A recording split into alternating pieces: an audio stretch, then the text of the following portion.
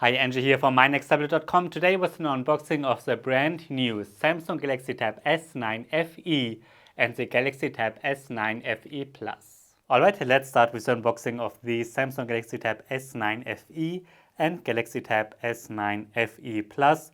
Both tablets are available in Europe, United States, and should be pretty much everywhere in the world now. Prices start at $449 in the US and 529 euros in the Eurozone.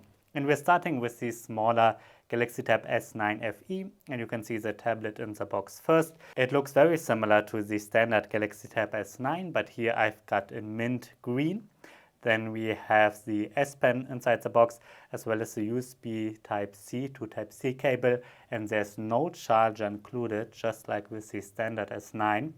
Then we're getting an eject tool, either to put in a micro SD card or to put in a SIM card if you've got the 5G version, and then the standard paperwork, quick start guide, and warranty stuff.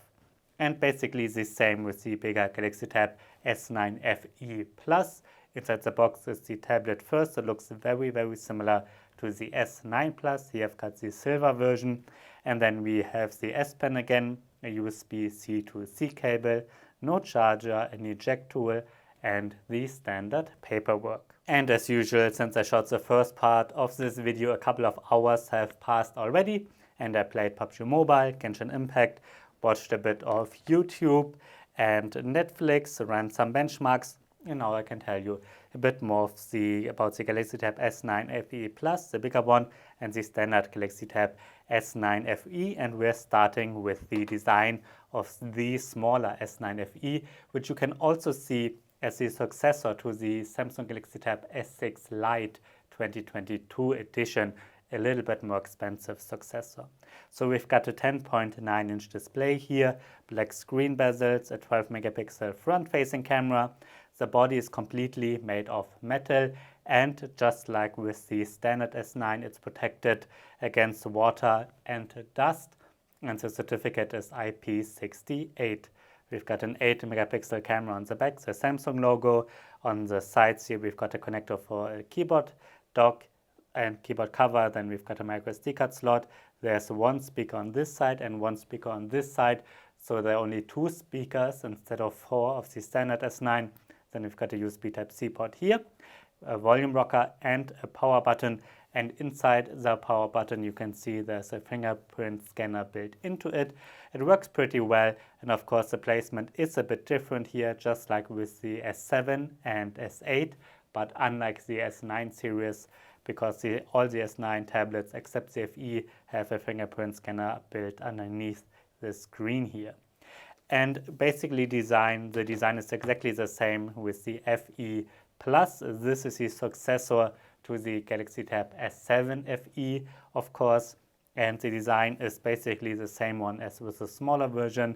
Metal body, slim black screen bezels. In this case, the display has a size of 12.4 inches, 12 megapixel camera at the front, and on the back here we've got two 8 megapixel cameras.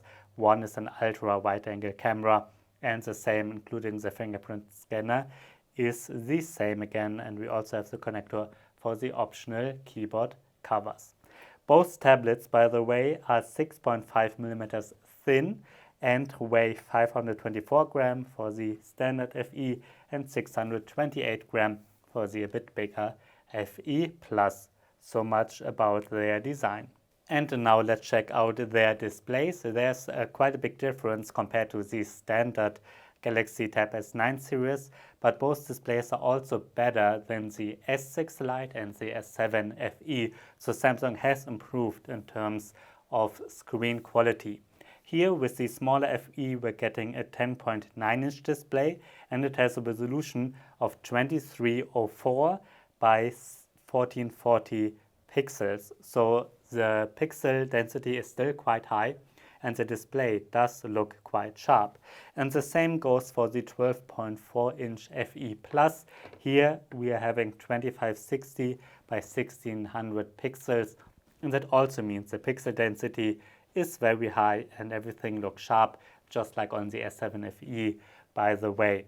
Now, both are LCDs, and that is the biggest difference compared to the standard S9 series, which have AMOLED displays. So with these LCDs, especially black levels don't look as black as on an AMOLED. In a dark room, it looks more like a dark black gray, but not like true black like on an AMOLED. That's not noticeable in day-to-day work that much, but when you're in a dark room, then you will certainly see a difference if you look out for it. Both are fully laminated screens, and both screens are pretty good overall, like we are used to from Samsung. Good viewing angles, good saturation, good colors. And what is new is that both support 90 Hz. We can quickly confirm that in the settings. And that is starting to be the case with mid-range tablets, that they support more than 60 Hz. We're having the Xiaomi Redmi Pad SE with 90 Hz.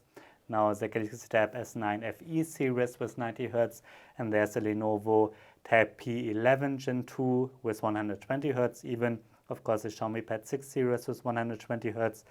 And yeah, now here you can see up to 90 Hz. And that means that animations, the S Pen, some games can look particularly smooth. And I like that we are starting to see 90 Hz displays. By the way, you can watch Netflix with HD quality on both tablets. However, since they are LCDs, they don't support HDR playback like the standard S9 series does. Now let's get to the S Pen. The S Pen is included, and that is something you should factor into your price comparisons, because Samsung always includes the S Pen if one is supported, while Apple and Microsoft, for instance, and often Lenovo do not. So Microsoft and Apple each charge about $100 extra, and that's just something to note and to factor into your price comparisons. I really like that Samsung includes them for free. They are completely made of plastic. They look almost identical to the standard S9 S Pen. They are also protected against water and dust with the IP68 standard, but there is a small difference. These S Pens don't have a battery, and that also means you never ever have to charge them, which is of course very nice, but it also means that a few gestures are not supported that the standard S9 series supports. For instance, you cannot use the S Pen as a remote in the camera app, but everything else, handwriting, drawings, the air commands, the Samsung Notes app, all of that is the same. And that basically means that the S Pen here seems to be as good as with the standard S9 series. Of course, I want to test it a bit more for my final review, but based on my first impressions, the S Pen for the S9 FE series is pretty much as good as with the standard S9 series, except for those few features that are missing that you need the battery for. But for handwritten notes, drawings, all of that, you don't need the battery anyways, and for that the S Pen is really good. Inside both tablets runs a Samsung Exynos 1380 processor, together with 6 or 8 GB RAM with the FE and 8 or 12 GB of RAM with the FE Plus. And both tablets you can get with 128 GB or 256 GB of internal storage, which is quite a lot because just a couple of years ago, mid-range tablet only had 32 or 64 GB of storage as the base storage. So it's nice that Samsung is bumping them up a bit, and you can get both tablets with 5G or LTE built in, which is also a nice option to have. And you can see my Geekbench 5 benchmark comparison here. This Exynos chipset is quite a bit slower than the Snapdragon 8 Gen 2 processor of the standard S9 series. It's also slower than the Galaxy Tab S8 and even a little bit slower than the Xiaomi Pad 6. However, they are also much faster than the Samsung Galaxy Tab S6 Lite 2020 edition, also faster than the S7 FE, and by the way, also faster than the Lenovo Tab P12, which is a direct competitor to the Galaxy Tab S9 FE Plus. You can see me here playing PUBG Mobile on the Galaxy Tab S9 FE Plus, and sadly you cannot select Ultra HD graphics and you cannot even select HDR settings, but only HD graphic settings, which is very low. Based on the benchmarks, I think it should be capable of playing PUBG Mobile with better graphic settings, so I'm guessing that PUBG Mobile is just not optimized for this Exynos chipset yet. And I think it will change in the future, but we will see for my final review. I think that because of benchmarks, it should support higher graphics settings, and also because you can see Genshin Impact here on the smaller S9 FE, and it runs pretty well with highest graphics settings, and yeah, really quite well. It gets really hot on the left side, but it runs really well. So it should be able to play PUBG Mobile with better graphics too. And yeah, I will try more games for my final review, of course, but it certainly does seem to be a good mid-range gaming tablet, also with this 90Hz display, of course. Then let's look at the optional keyboard covers. Just like with the standard S9 series, you can choose between two different keyboards because they support exactly the same keyboards as the standard S9. So you can get the book cover keyboard Slim that you're seeing here with the S9 FE Plus. It's the keyboard cover with a built-in keyboard, works pretty well, but you can also get a book cover keyboard for both tablets, which is more like a typical keyboard cover, consists of two parts, has a built-in kickstand and a touchpad, a pretty good keyboard, and it works pretty well with both tablets. Like I said, they are the same keyboards as with the standard S9 series. Now let's get to the software. On the Galaxy Tab S9 FE and FE Plus runs Android 13, and we can quickly confirm that in the settings here. And on top of Android 13 runs the One UI in version 5.1.1. So the software is exactly the same as on the standard S9 series, and you can see that it looks exactly the same. That also means that when we are in an app, you get the taskbar here at the bottom. We've seen that with Android 12L for the first time.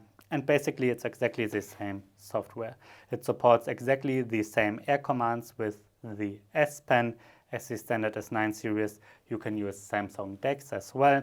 All those Google and Samsung apps are pre-installed. They're exactly the same. So the software is the same, except for a few differences. Like I said, those gestures for the S Pen are not supported.